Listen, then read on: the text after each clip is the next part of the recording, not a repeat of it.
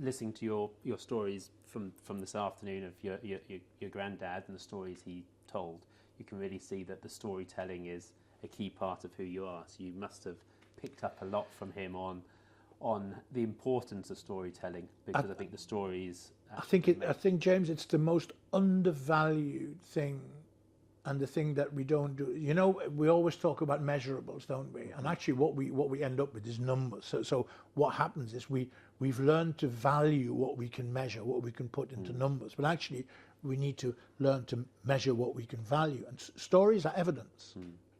And I often say to teachers, if you have to explain an abstract to children, immediately after that abstract, there should be a comma, and then the two words, for example. Yeah. And then comes the story, and the story contextualizes the purpose of the abstract, and those kids will go, I get that. Right? So when I hated maths, and my teacher, who shall remain nameless, would stand there and go, if A is 2 and B is 3, what is C? And I think, I don't even know what language you're speaking. Why would I want to know that? Yeah. But if he turned round and said, Johan Cruyff is also known as Pythagoras in boots, I would have sat up. Yeah. And I would have wanted to know. So stories are evidence. Stories are, for example, stories are journeys, they're travel. And Alan Rickman, the late wonderful Alan Rickman, used that and basically says, you know, the more oppressive a situation we're in, the more we need to tell stories. And we need to get children to tell stories. And we need to get you to tell stories and your dad to tell stories. And actually, it's not an age thing down. Every experience matters. However young you are, every experience is true in the eye of that storyteller. If you're 4, that's a true story. And if you're 84, that's a true story. And they are of equal value within their context. Yeah. And that's where that matters such a great deal, right? Yeah, I think storytelling. When I was over in Cambodia with the Seaborne Borders team, I was watching a teacher use very simple technology to get the young students, 4 or 5-year-olds, to create their own stories. Yes. As opposed to the typical rote teaching that what is normal. And it was amazing to see their faces come to life. And reading your book and looking at experience, once someone tells a story, you listen, you learn, and the creativity comes out, and you problem solve. It becomes much easier to solve those challenges. And to go with my friend Sir Ken Robinson, rest his soul, he, you know, we do teach creativity out of children. And we do, because we then go, but that story isn't true, isn't it? It doesn't matter. It's the child's story. It's like when they draw. If a 2-year-old draws James Neill, it might be unrecognizable, Picasso-esque, but it is how you are seen by that child. When they get 6, we turn around to them and go, no, you shouldn't do it like this. You should do it like that. And I think we need to watch that, because we've done far too much of this. And in an age of personalization, we are actually robotizing the schooling of our children, particularly at secondary. So storytelling, I think, is a must. And incidentally, TikTok is storytelling. Yeah. Kids are brilliant at it, right? Stories are not just in the heads of whoever, words on paper. There are so many ways of telling the story. We just need to become a bit more open-minded to that, I think. Yeah. You say several times in your book, children can only aspire to what they know exists. Would you like to tell us where that came from? When did you first see that in your own eyes? It's interesting. With hindsight, I've seen it all along, but it occurred when I was director of the Wythenshawe Education Action Zones, and we were sponsored by Manchester Airport, and the group chief executive at the time of Manchester Airport was the wonderful Jeff Muirhead. And Jeff was really clear that there was a real benefit in the airport sponsoring education in the area, because the aim of the airport was to recruit locally. He used to say to me, jokingly sometimes, we're filling our car parks with the cars of staff who are coming from 40 miles away. Why aren't we recruiting locally? And so that was the issue. So I remember going and sitting down with 5, 6, 7, 8-year-olds, many of them, and say, tell me the jobs you can do at the airport. And the answer I got were the things they could see, which incidentally is about 45% of the jobs in the airport, and the rest is backstage, invisible, air traffic control and all those things. So my reply to the airport was, the reason they don't know about all of these jobs is because you haven't shown them. Why would they know? And then at the end, I always used to say to the youngsters, look, you can fly planes. And the answer you got from 5, 6, 7, 8-year-olds unreservedly was, people from Wythenshawe don't fly planes. And incidentally, it's not the children's aspiration that's lacking there. It's we do that on their behalf. And that's when that phrase came in, that kind of mantra thing.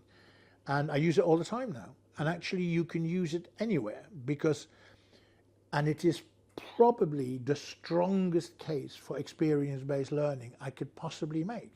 Because what you shouldn't do is give them a list of jobs at the airport. It would be deadly. Can you imagine how boring that would be? What you should do, or certainly, and we did do in Winchester, and we just said to people, right, everybody into schools, please. Come and tell us what you do. Yeah. Come and tell us what there is. Because, almost a la Fondazione Reggio Children, you need to create the environment where children can learn, and the teacher is the project manager of a child's learning. First and foremost, they're also a purveyor of knowledge, but mostly they're enablers. Yeah. And so we need to use those environments, and that's where all of that became really, really obvious in the end, I think. Yeah. And I know that you were very adamant on what role models you were going to have in Kidzania, especially from a gender perspective. Yeah. How did that come about? Because it must have been quite a challenge at the time to really change some of those concepts. It happened because sometimes things happen and they're flukish, and I think the skill that we need to have is to put the flukes together to make sense of it, right? So when you come to Kidzania city is built for children, where children can experience the world of work, around 60 activities, from pilot to transplant surgeon to window cleaner, you name it, right? And there are about 25 worldwide. And essentially, the concept is that children experience those on their own. So it's meant to be independent, experience-based learning. Adults are there to be seen and not heard. So the children get a bracelet, and they log into every activity. The purpose of that is we can track where they are if we need to get hold of them.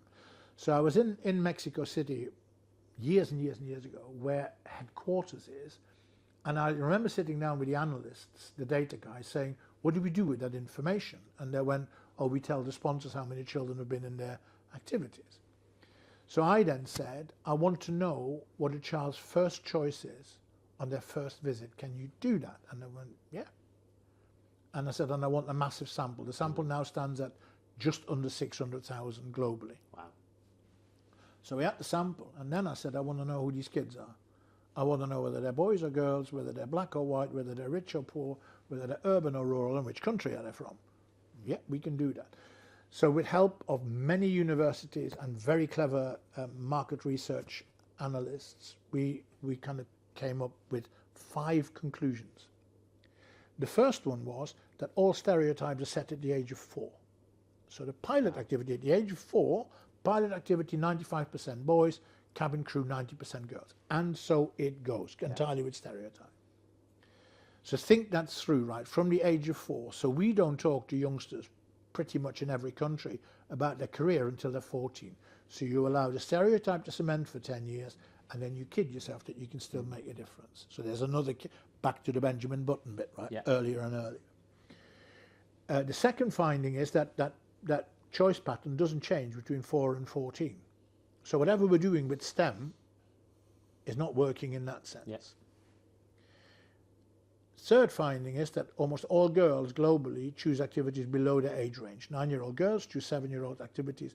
9-year-old boys choose 10 or 11-year-old activities. Fourth finding, children can only aspire to what they know exists, right? Children from poor backgrounds make poor job choices to begin with. They clean windows, right? They make beds in a hotel. They work in the supermarket. They don't fly planes. And then the final finding was that globally, the choices the children make are the same. So there's little difference between the pattern between Mumbai, Mexico, and Moscow, for example. So that research came out, and then you think, how are we going to do something about this? So we had in London an activity sponsored by Renault at the time, which was a Formula E car. Yeah. You learned about the electric engine and the combustion thing, and then you got to change in overalls with these things. You got to change the tires on the car, right? Timed, like almost like Formula One. So I couldn't think of a more male activity, quite frankly. So I parked myself outside there for, I don't know, weeks, and just observed. So between 10 and 12, we put 2 male members of staff in, and it was 100% male. The girls would just walk past and go, that's just not for me, there's all boys in there. Then between 12 and 2, we put 1 male, 1 female. And the percentages went to something like 80-20.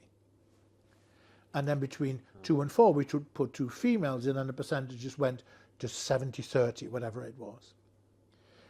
And my point was that actually we hadn't spent any money. All we'd done is we just put ourselves in the shoes of the youngsters. Yeah. And then, and sometimes I now speak at HR directors' conferences and go, well, can you just stop thinking that spending money is the answer? Can you put yourself in the shoes of people? So think that through.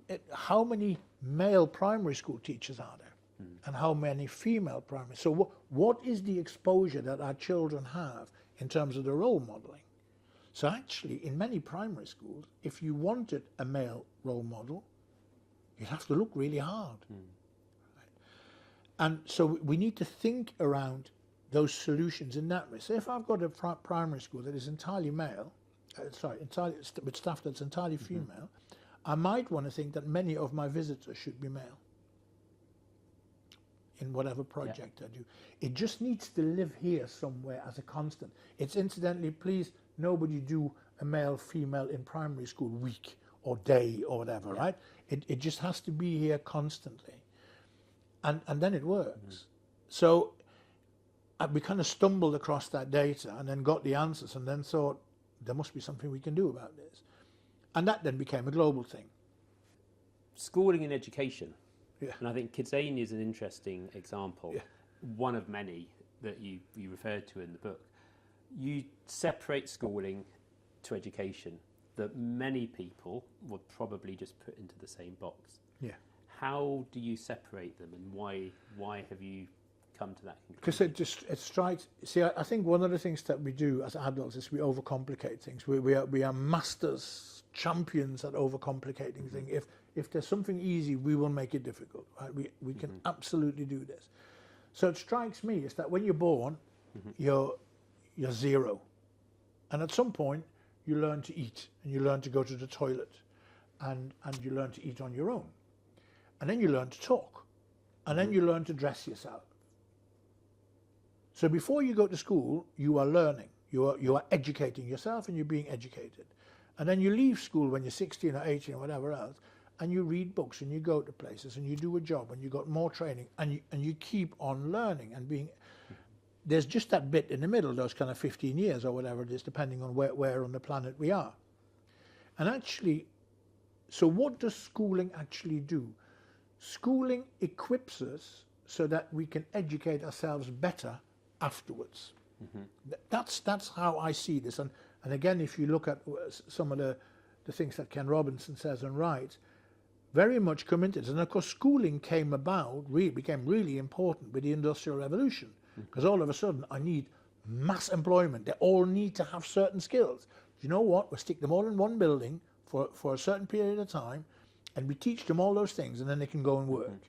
It's that kind of thing Billy Connolly describes, that, he'd been to school, his words, watching pigeons screwing on the roof or whatever it was, and then at the age of 14, the doors of the school opened and the doors of the shipyards on the Clyde opened, and you just went that way. Yeah. Right? The Industrial Revolution is over. We are now into an age of personalization. Everybody's an entrepreneur, be that a social entrepreneur or whatever. We're still putting them in a building, and we're still doing the same kind of turnout thing. Schooling is about making us capable, qualified, highly qualified to cope with the rest of life. And we need to really begin to think and go back to what used to be called a broad and balanced curriculum. Yeah, so that life skills very deliberately come back into it, that appreciation and participation in the arts and in sport are brought back as incredibly important. Because how can you stand there as a politician in the UK, for example, and say British culture and British values when you've chosen to ignore it for 15 years and expect that people will just pick those things up? And incidentally, children can only aspire to what they know exists. This is harder for some than for others, and we need to invest in inverse proportion to opportunity to make that happen. But that's where I think where that difference sits. And we need to be really clear, because investment in education is a lifelong investment. Investment in schooling has a beginning and an end over a certain period of time. And we need to also expect now the outcome of schooling to be differentiated and personalised. It must be different for you than it is for me. It isn't the Billy Connolly days anymore where everybody should be able to become a welder, right? Mm-hmm. So I think what you're basically saying is a school should be more than a school. Yes. Explain what you mean. You reference that multiple times in your book. Més que un club. Barcelona Football Club, back to Johan Cruyff, La Masia, the youth setup. Barcelona Football Club's motto is Més que un club, which means more than a club. And actually what it means is that the club is owned by its members. It has, I don't know how many members it has, but it's owned by its members. So it's owned by its community. The community, when there's a new president at Barcelona Football Club, it isn't the players voting or the shareholders, it's the entire community.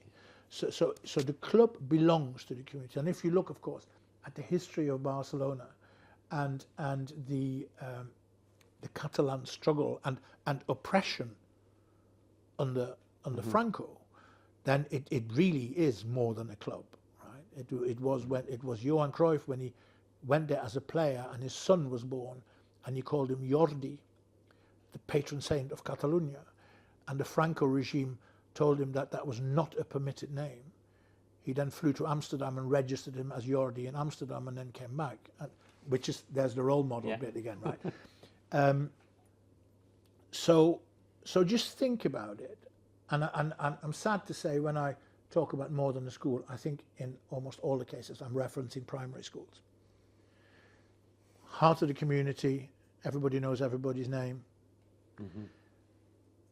So if I go to my favourite school, Arbourthorne Community Primary School in Sheffield, it is a school that creates level playing fields by knowing its children and its parents and its community. And the head teacher's mantra is, every child is everyone's responsibility. James, when we get up in the morning and we're hungry, I can't function when I'm hungry. So I need something to eat. If you have children where the families can't afford the food for breakfast, then you give them the breakfast at school. Right? And I can hear all these people going, oh my God, and they should sell their mobile phone and all that. Just answer me the question, did the child choose to be hungry? No, right? Can we just leave the other bits to somebody else and look after those kids? So what you then begin to see is that there are then all sorts of issues that play around those children and those communities. And not just the poor ones, incidentally. There are many other examples globally where in some communities it is the very rich where the problem is, because there's no motivation to better yourself, to school yourself, to educate yourself. So you begin to provide to the need of the young people. You don't just give them the food, you also grow some food. With that food that you grow, you cook. So you have cookery lessons for the parents and the children. You then incidentally begin to use those cookery lessons. Food is such a brilliant way of doing it, as I show in Reggio Emilia, because you have a very diverse community of 26 languages are being spoken. But you know what?